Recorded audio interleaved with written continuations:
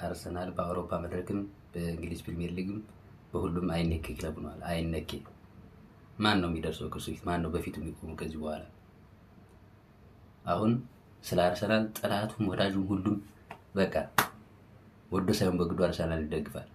ደጋፊው እንዳለ ነው፣ ግን ተቀናቃይ ክለብ ደጋፊዎች ወዶ ሳይሆን በግዳቸው አሁን ስለ አርሰናል ምስክርነታቸው መስጠት ይጀምራሉ።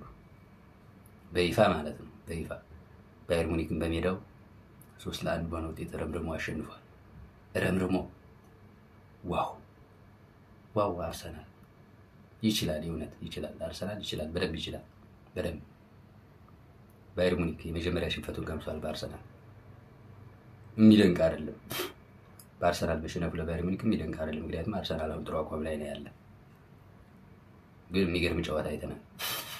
ዲክላን ራይስ ባለ 2 ሳምባ ነው ቢባል ማጋነን አይሆንም። ሜዳ ሙሉ የሚሮጥ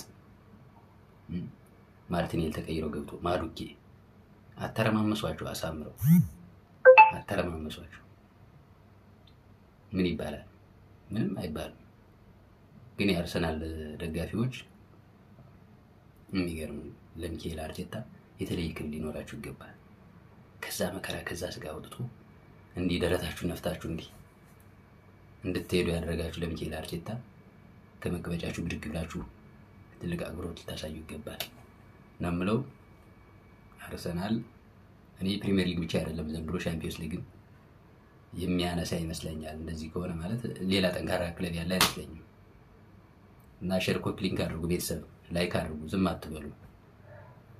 ማሰላም